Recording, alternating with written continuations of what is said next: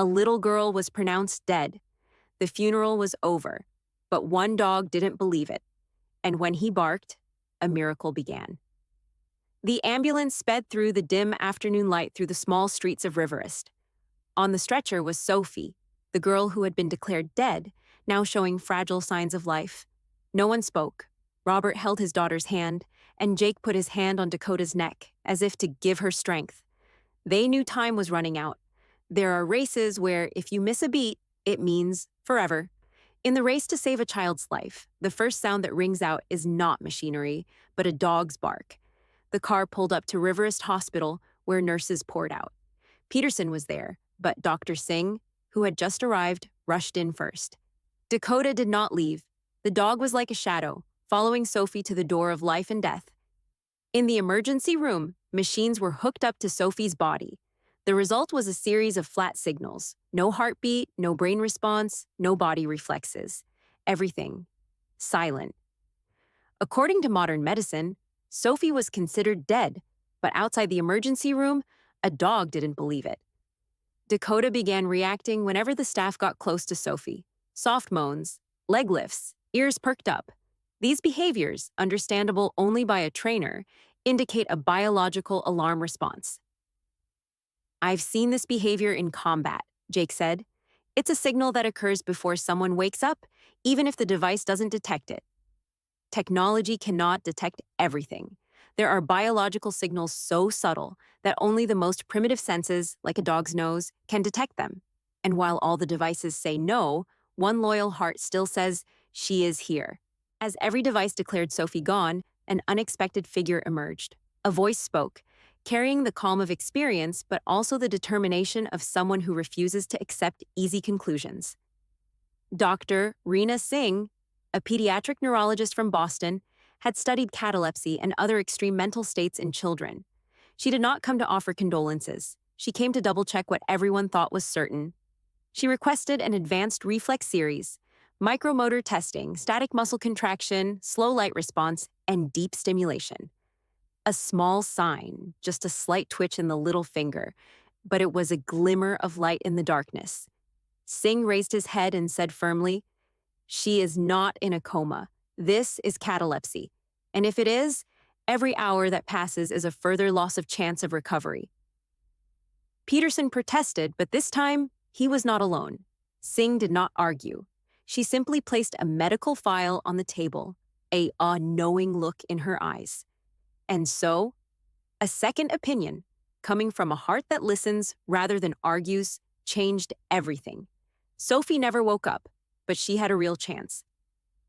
Sophie is not in a coma. She is not brain dead. In fact, she is suffering from an extremely rare condition, catalepsy, a state of complete body freezing. In that state, the patient may lose all basic reflexes, not move, open their eyes, or speak. But the brain is still working secretly, like a system in hibernation mode. Like a computer that has temporarily frozen, just the right amount of electricity at the right time will make everything start up again. In the past 50 years, the world has recorded fewer than 80 true cases of catalepsy, and most were mistaken for dead. What the machines couldn't see, Singh couldn't measure, Dakota could feel. A dog, just by intuition, had detected what the entire hospital couldn't detect. Sometimes, life doesn't scream for attention. It just whispers, and only the patient heart can hear it. When Singh suggested transferring Sophie to a neurosurgical intensive care unit, she immediately encountered an obstacle: paperwork, regulations, and fear of liability. The director of Peterson Hospital refused to approve the transfer because he worried that if Sophie did not survive, his hospital would face a lawsuit for negligence and misdiagnosis.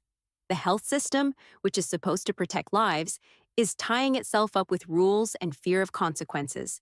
A child's life hangs in the balance, yet they argue over every word in the file. Dakota alone didn't care about the papers. He whimpered softly, then wagged his tail and lightly tapped on Sophie's bed. A vital pulse, and the people standing there finally stirred. "Are we debating a child's life over an ink stamp?" Singh asked. No one answered. And as the head nurse shed tears, the decision was made. That night, Sophie was transferred to another hospital. Not by law, not by regulation, but by hearts that still trembled at the thought of a child's life. The ambulance sped through the night, its siren wailing. Sophie lay motionless. Singh followed closely beside the bed. Robert squeezed his daughter's hand. Dakota ran alongside. His eyes never left the stretcher. There are wars without weapons. There is only trust, intuition, and love. And that night, strangers came together to bet everything to keep the heartbeat of a little girl who was thought to have passed away. Singh whispered in Sophie's ear, "If you can hear me, hang in there. We're on our way home."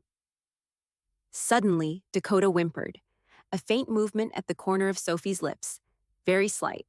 But for someone who lived by instinct like Jake, it was enough to know she was still fighting. "Jake, she's listening. Save her." Singh looked at Robert. "Can you hear me?" Robert burst into tears, nodding slightly. In that moment, the world stopped. No one knew what lay ahead. But there was no doubt. Sophie was still there, and they would fight to the end. Not all lives are saved by medicine. Some lives are sustained by unwavering hearts. As Sophie was wheeled into intensive care, doctors and nurses rushed into action. In the hallway, a quieter yet more powerful presence loomed: Dakota. No one needed to give orders, no one called. Dakota sat there. His eyes were fixed on the closed door. He knew the mission was not over. People say dogs are loyal to their owners, but there are dogs loyal to life, to every fragile heartbeat that people sometimes forget.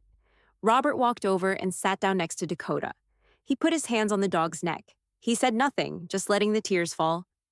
Jake stood at a distance, knowing Dakota would not move, and he did not force him, because they both understood there were things Dakota was guarding that humans could not see. From inside the ICU, Dr. Singh glanced through the crack in the door. Seeing Dakota still sitting there, she smiled slightly, a smile of gratitude and belief in miracles. And so that night, Sophie fought death, and Dakota fought the darkness, holding on to the last light for a little life. Night shrouded the hospital. The long corridors were deserted. In the ICU room, Sophie lay motionless. Only the steady sound of the monitor beeped faintly. Dakota was still sitting there. He was not sleeping. He was not closing his eyes. His ears were perked in the silence. He was listening for something that humans could not hear. Then, in a split second, Dakota stiffened, a small whimper escaping him. His nose twitched. He sensed something, a faint pulse, or a faint movement, that the machines hadn't registered. Dakota groaned softly. He scratched the floor lightly, his eyes fixed on one spot, Sophie's small hand. The little finger moved slightly. Jake rushed over. He knelt beside Dakota. He followed the dog's gaze and saw it too. A tiny movement, so small, but enough to make him whisper, "She's trying." No one else noticed, no recording device, just Dakota, and a man who no longer believed in numbers, but in the loyal heart beside him. And in that silent night, the whisper of life began to echo, very softly, but enough to stir the souls that had not yet given up. After nearly 12 hours of silence, the hospital settled into a heavy night. But in that small ICU room, miracles quietly began to happen.